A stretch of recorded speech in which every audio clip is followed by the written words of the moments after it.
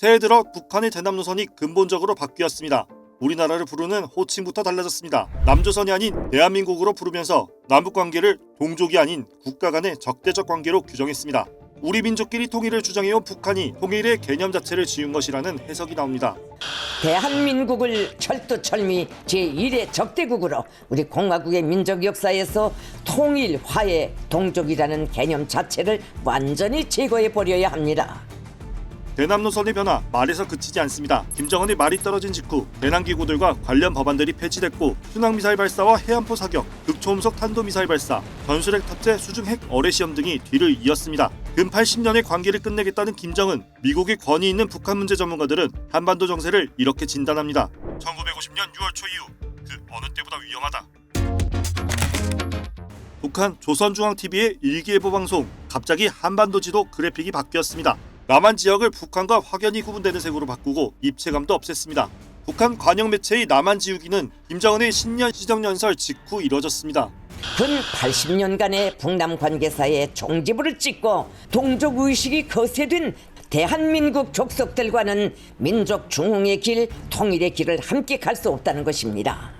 북남 관계가 더 이상 동족 관계, 동질 관계가 아닌 적대적인 두 국가 관계, 전쟁 중에 있는 완전한 두 교전국 관계라는 현실은 미국의 북한 전문가인 흐그프리드 해커 박사와 로버트 칼린 미들버리 국제문제연구소 연구원은 김정은이 할아버지인 김일성처럼 전쟁할 결심을 했다고 분석했습니다. 북한의 말폭탄은 허세가 아니며 지금 한반도 상황은 6.25 전쟁 이후 가장 위험하다고 강조했습니다.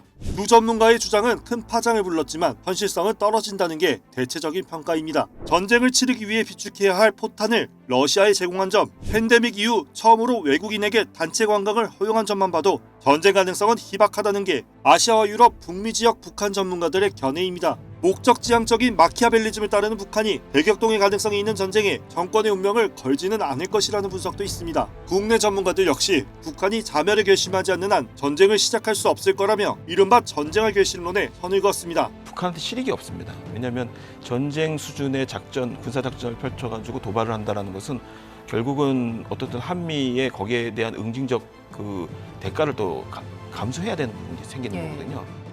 전쟁 가능성이 작다면 수위 높은 도발을 이어가는 김정은의 속내는 무엇일까? 극심한 경제난에 아사자가 속출해도 북한은 핵 개발을 멈추지 않았습니다.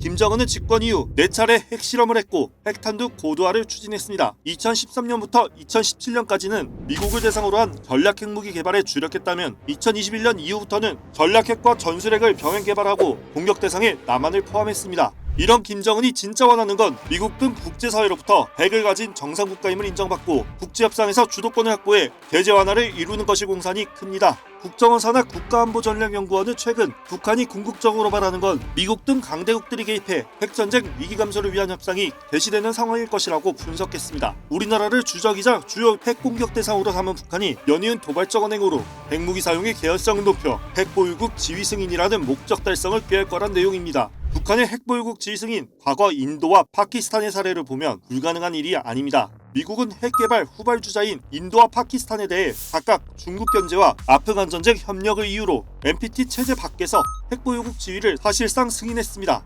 미국까진 아니더라도 북한이 최근 밀착하고 있는 러시아와 원자력 협력을 이룬다면 북방 진영으로 제한되기는 하지만 핵보유국으로 인정받는 효과가 발생하게 됩니다.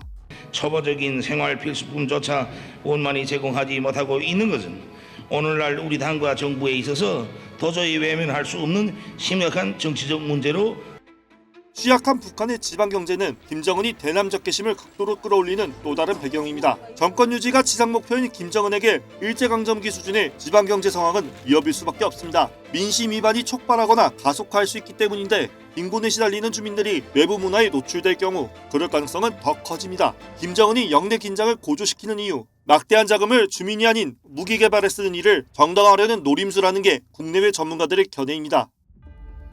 올해 우리나라에선 총선이, 미국에선 대선이 치러집니다. 체제 유지 그리고 핵 보유국 승인 등을 위해 도발의 명분을 찾아온 북한으로선 이만한 기회가 없을 겁니다.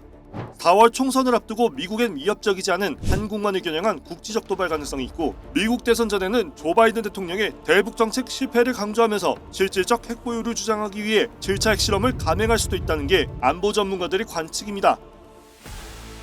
북한의 도발이 전면전으로 번질 가능성은 희박하다지만 김정은의 우발적 판단이 전쟁을 유발할 수 있다는 우려는 여전합니다. 당장 북한의 해상국경선 선언으로 예민한 시기 서해상 충돌 가능성이 높아진 만큼 단호한 대응과 위기관리로 가는 고도의 양면 전략이 필요해 보입니다.